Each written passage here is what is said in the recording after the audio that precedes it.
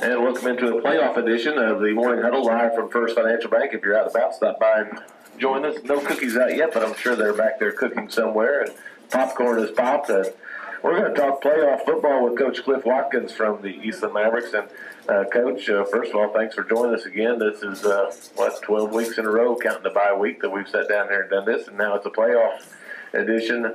Let's talk a little bit about last week. A great crowd, playoff atmosphere, and it's one of those deals where, and I think Coach West has said this repeatedly, they pretty much played a perfect first half.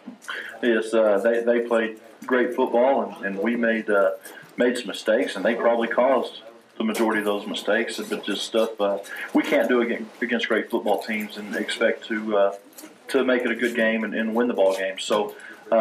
But the good thing is that was last district game, not a playoff game, and kids did a great job coming back and not dwelling on last week and getting ready to play this week. And I think we got a lot of things fixed that we made mistakes on last week that we're not going to make the same mistake again this week. I guess if you look at everything, and I told you this earlier in the week, and of course you can't do this, but if you could throw out the 12-minute second quarter, it's a 19-14 ball game. So, but you can't do that. They scored the 31 points. But on a bright spot in the second half, Chris Martinez got the running game going a little bit. He ended up finishing, I think, 91 yards on the night or something like that, and that has to be a positive that we got the run established eventually. Right, and like I said, told Evan Wren right after the game that that was partially my fault. I don't think we ran the ball enough in the first half, but this is the way it was. We were playing behind the sticks and couldn't get a first down, and struggled. Cisco did a great job. They controlled the line of scrimmage on both sides of the football. Right. So you got to give them a lot of credit for that. But the promising thing was the kids bounced back. We came out. They got the ball to start the second half, and we got a turnover. First turnover we got of the night, only turnover. And then we were able to march down the field and get in the end zone. Right. And so that was good to see. We talked about at halftime, there's a lot of football game left. We just got to go get better and win this second half. And came out and did some good things in the second half. Very good. Coach, we talked about the crowd. Let's talk a little bit more about that. It was pretty phenomenal, I'm sure, when you walked out there and took a look around. I mean, people were lining up as early as, 4 hours before kickoff. Right. People were already lined up. A very big gate, actually a very well-behaved crowd from what I could gather. A very well-played game. I mean, the guys all got along. We didn't see any problems there. But, that's good for Eastland County. It is. For these two teams to play each other. I mean, we didn't get the outcome we wanted, but it was good for Eastland County. And they're on the schedule again next year, of course, over at their place. But, for the kids, do you think the big crowd maybe had any effect on them? Do you think they noticed, or do you? I don't think that had any outcome on the ball game. It was neat to see. We pull up to the stadium and it's full. I mean, there's people in the stands everywhere. There's people standing everywhere and waiting in line to get in. Waiting in line still to get in, right. And so, you're going to have those nerves and jitters, but at least it's during pregame and you kind of get some of that out of you because it's not like you're coming out of the locker room to play and boom, there they are. Right. They've been there since you've been there, before you were there. And so, no, I don't think that had anything to do with it. It's good experience for those guys, because we play good football and win some playoff games, and there's a chance to play a game with crowds like that down the road. Right. And so, but it was a neat environment to play in. Around the district last week, the one game that I guess had a little bit of intrigue to it was a seeded game for 3 and 4. Henrietta and City View. 33-15. Henrietta wins that ball game. Not a big surprise there, but City View is a team that could give somebody some trouble. Right. It's a 1 versus 4, and we'll talk about that more a little bit later. But Henrietta and City View sounds like that was a pretty decent football game. Yes. I talked to some coaches at the district meeting on Wednesday, and I didn't realize this, but one of the Henrietta coaches told me that City View had scored all 15 points in the first half. So it must have been a really tight game at halftime. Henrietta made some adjustments, and we knew Henrietta has a really good defense, and got some stops in the second half to win at 33-15. And that's hard to do to slow that City View offense down. And I'm kind of biased just because it's our district, but I would hate to draw City View as a district champ, that'd be our first round playoff game. I mean, that's a pretty good 4 seed to be playing in the first round. Jacksboro ends on a high note with a win over Nakona. Holiday ends with a high note with a win over Millsap. Holiday just missing out on the playoffs. Right. Finishing 1 game back. That came down to that City View the week before. Holiday game the week before. But studying the brackets, studying the other districts, our top 5 teams in our district compared to the top teams in some of the other districts, I think we had a pretty tough district. Yeah, we did. And the thing about our district, that there was, and I don't know how to say this, but there was some really good teams, and then we had some teams that went through some tough times this year. Right. That whether it was injuries or just not their year. But so that was the kind of deal in our district was you have to play good every week, because one week you may be playing somebody really, really good, and the next week somebody that you just got to stay focused and go play your brand of football and get the win. And but yes, the top end of our district, top 4 or 5 teams are really good teams compared to the top 4 or 5 teams throughout other districts. All right, Coach, we're going to go ahead and take our first break here on the Morning Huddle. When we come back, we're going to talk about some of those playoff matchups for some of the other teams, and we'll be back with more of the Morning Huddle right here on KATX Sports.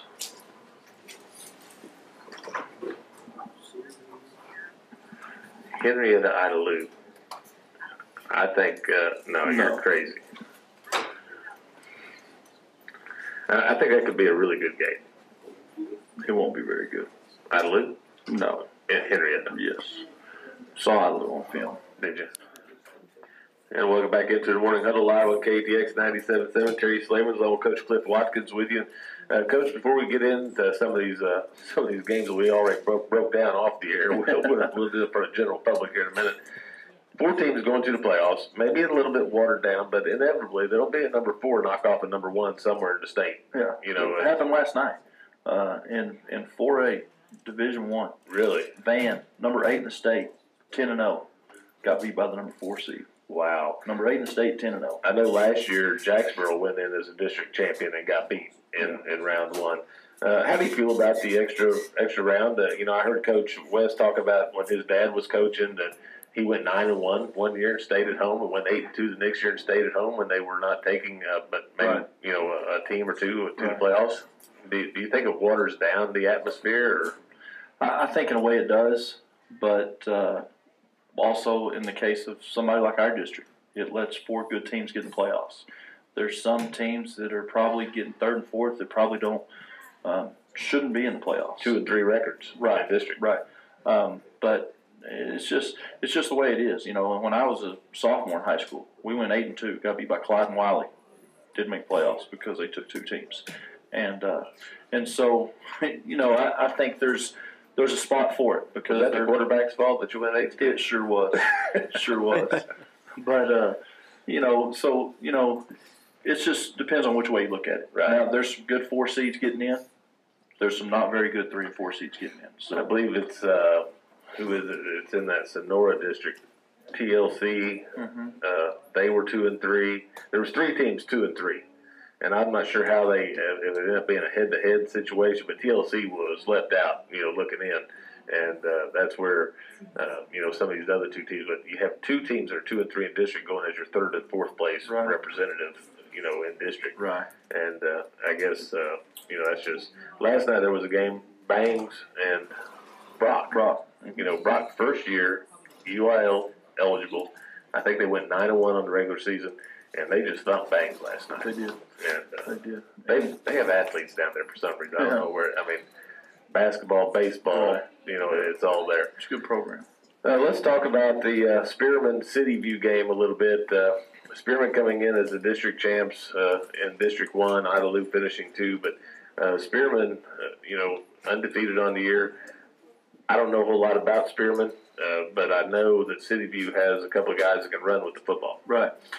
Spearman is a very physical football team that's going to line up and run right at you. And that's going to be tough on City View's defense. And talking to City View, Coach Hawkins at the district meeting the other day, he said they're not difficult. He said they have a lot of tendencies. We know exactly what they're going to do. Now lining up and stopping them is a whole different story. And he said it's going to be hard for them, especially the first of the game, because he said we can't simulate that in our practice.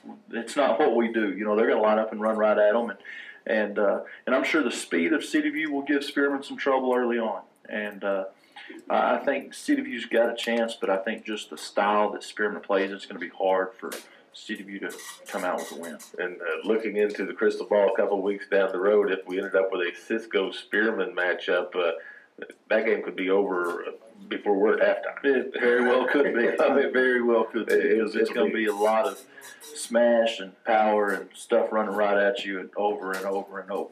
Henrietta, our number 3 seed against Idalou, the number 2 seed out of District 1. Henrietta, a very good football team. Mm-hmm. Very good. They, obviously have 2 losses this year, us and Cisco, and played Cisco very, very tight. Ours was a little bigger margin of victory, but we got a couple turnovers and scored defensively.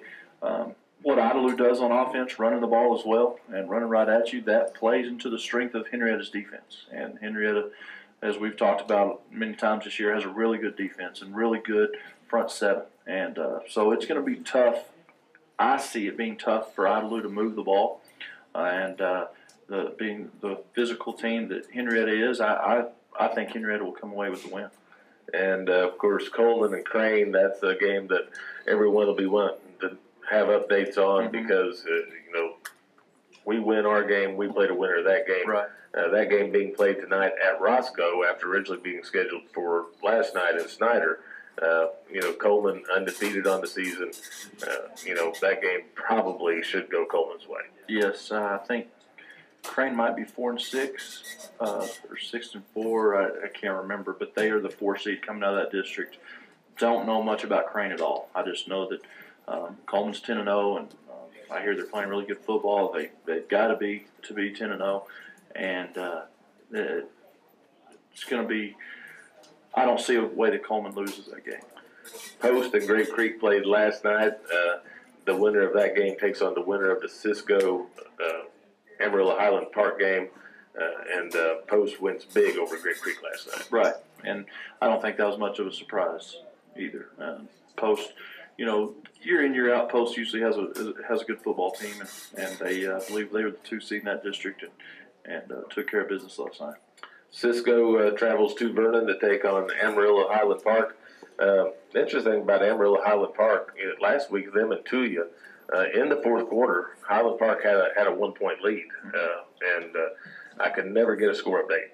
And finally I just it didn't update forever. Whoever had posted the last score, I sent them a private message. I said, "Can you give me a final score?" And this is about 1 o'clock in the morning, and that's when I found out that Tuya had come from behind to win that ball. Right. I was really happy about it because I did not want to go to Vernon. I wanted to go to Snyder for 2 reasons. It's interstate driving all the way there, mostly, and they feed us really well at the press box. But Amarillo Highland Park, Cisco, they win that ball game probably fairly easily. Yes, it'll probably be over by halftime. Yeah. And we already know that if Cisco does win, they will play at Sweetwater at the Mustang Bowl next week against Post. Yes, so that's already set. Another game that's interesting to me is Breckenridge and Clyde, both 5-5. We beat one of them by 3. We beat one of them by 6 early in the season. You look at the common opponents, and boy, on paper it looks like this game could go either way. Your perspective, you feel that Clyde does some things that may give the Buckaroos trouble. Right. They, 2 different styles, and they both do what fits their program best. And I think Coach Huddle and Coach Smart both do a really good job just because of what Clyde does, throwing the ball around and their fast tempo. I think that is going to give Breckenridge some problems. Now, Clyde has a good defensive front, and Breckenridge lining up and running right at them. Could be a good matchup, but if Clyde's able to load the box on them, I think it's going to be hard for Breckenridge to consistently move the football. And so I would give the edge to Clyde. I believe they're playing at Wiley? Weatherford. They're at Weatherford. Okay. Let's talk a little bit about your week this week. We hit on a little bit in our opening segment, but good good week of practice for the guys? It was. You know, we talked about it Saturday.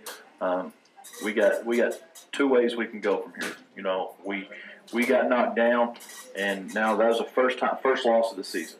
You know, so we don't know how to respond. We haven't been through this together, and so do we stay down and mope and worry about what happened last week, or do we get ourselves back up off the mat and go focus on who we play this week? Because what we say every single week, our biggest game is this game, because that's who we have Friday, and our perspective is not going to change now because we have a loss. And so we got back up and went back to work on Monday, and the guys had a really good week. There was nobody sitting around dwelling about what happened last week, and we're focused on not only Tulia, but what we got to do to get better. And we got better this week and had 3 good days of practice. And, you know, everybody, including myself, we can't wait to get back out there and get that bad taste out of our mouth. And just because, you know, we're ready to go back and prove that we can play good Eastland football the way we should.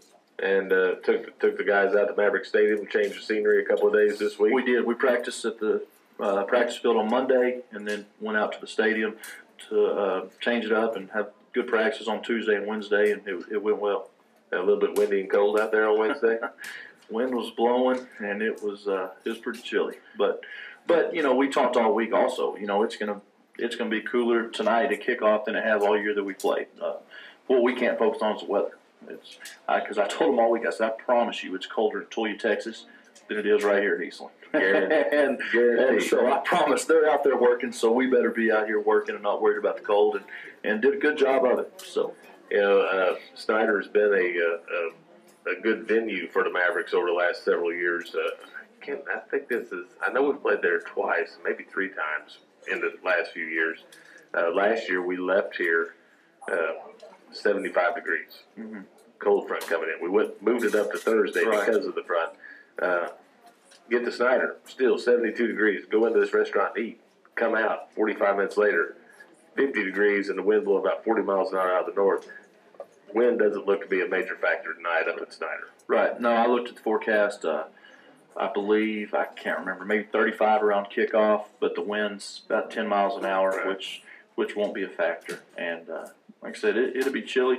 It'll be a lot colder for the people sitting in the stands and standing on the sideline coaching than it will be for those guys out there playing. They get that adrenaline going and body moving. They'll be wanting to take extra clothing off. So. All right, Coach, we're going to take our final break. When we come back, we'll talk about the Tulia Hornets and maybe a little bit of celebrity pigskin pick'em as Dale Baker continues his slide in the standings. We'll be back right after this on KATX, probably around 3 or 4 o'clock this afternoon.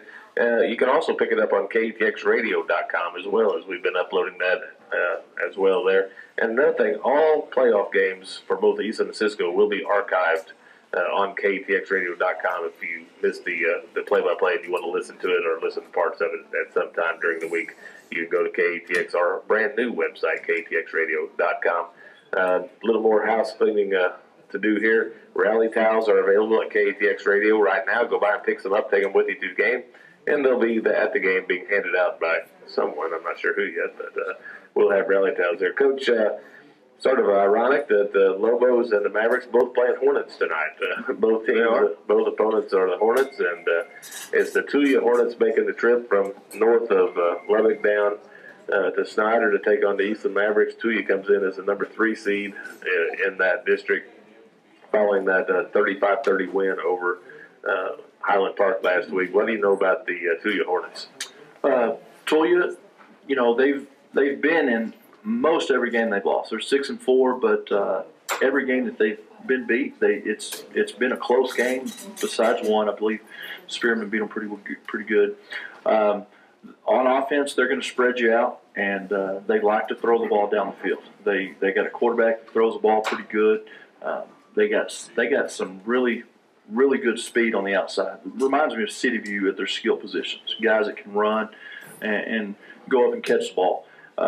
If you look at their stats, they're pretty balanced because they'll spread you out and throw it, and then they'll hand it off, and they got a good tailback.